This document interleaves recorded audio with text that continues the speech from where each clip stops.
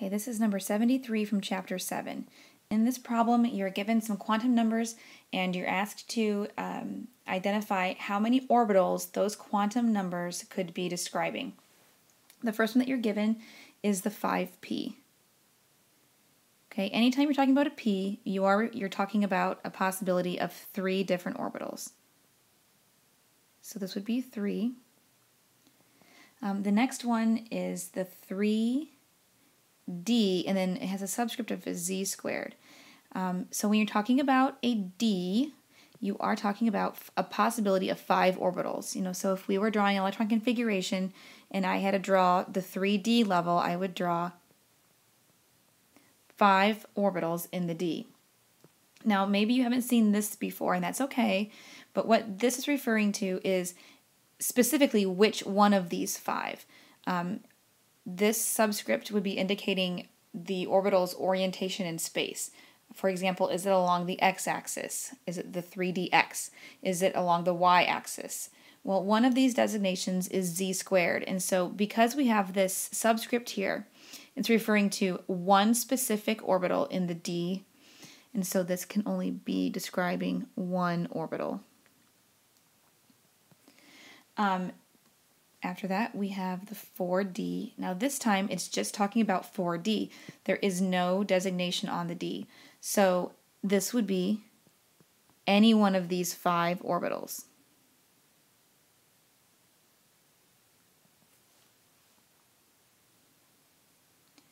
Okay, and then we switch a little bit, and the next one it gives you is when n is equal to 5.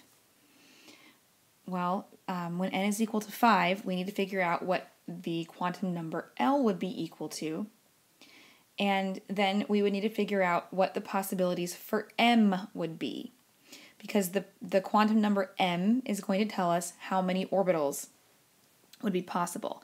So when n is equal to 5, L can be anything from 0 up through n minus 1. Okay, so that means that when when n is equal to 5, that L can be 0, 1, 2, 3, or 4. This includes 0 up through n minus 1. Now the M quantum number is equal to negative L up through positive L. So when L is equal to 0, that means that M can only be 0. When L is equal to 1, M can be negative 1, 0, and positive 1. For 2, it would be negative 2, negative 1, 0, 1, and 2. For 3, it would be negative 3, negative 2, negative 1, 0, 1, 2, and 3. And when we have 4, we had negative 4, negative 3, negative 2, negative 1, 0, 1, 2, 3, 4. Okay. Each one of these numbers that I wrote down as a value possibility for the M, each one of these represents an orbital. So if we were to count up all of these values, 1, 2, 3, 4, 5, 6, 7, 8, 9, 10, 11, 12, 13, 14, 15, 16, 17, 18, 19, 20, 21, 22, 23, 24, 25.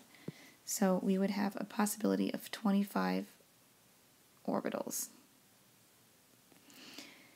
Okay, I'm going to erase this slide, so if you need this information, then you're going to want to pause the video.